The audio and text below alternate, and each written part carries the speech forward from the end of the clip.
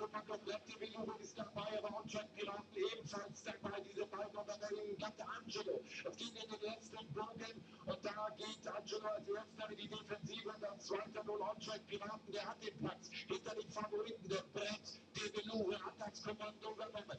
Brett de Beluga führt gegen den Ontrack Piraten, dahinter Angelo, das sind die ersten drei. Vierte Position für Passion, dahinter dann JC. So geht es aus dem Bogen heraus, dann von Starry Footloose an der Hintenkante. Oasis B hat da keine Lage gefunden, Schaugeil und am Ende Mobile Thomas. Pferde kommen an den Zuschauern vorbei, da ist der vorne. Brett der Beluga, genau. Brett der Beluga mit der Führung. Jetzt gehen auch die letzten beiden Runden. Brett der Beluga mit dem Gewinner weiter. Ontrack Piraten verhindert in der zweiten Position. Dritter bleibt Angelo, da hat sich nichts getan im Feld.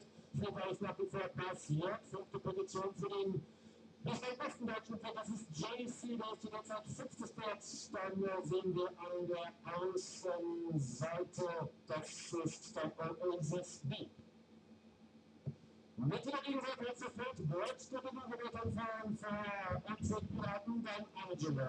Brett der Beluga, Ontrack Piraten, Angelo in dritter Position, passiert an der Innenseite. Dann an der Außenseite daneben, das ist Oasis B für JC, wird begleitet von Charlie und am Ende des Tages, das ist derzeit Starry Footloose.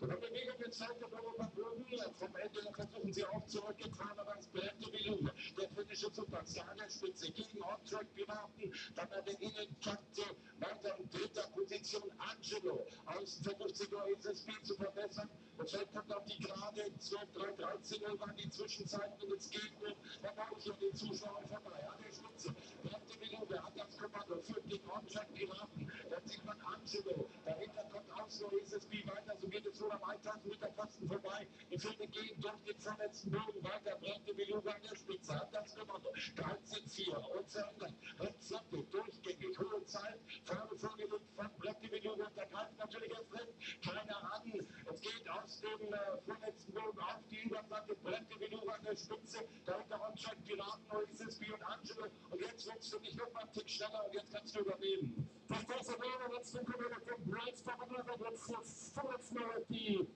Mitte der Überseite gleich mit Schriftberater Brett der Beluga fahren. Dahinter Ontrack Piraten und drittes Pferd ist Angelo.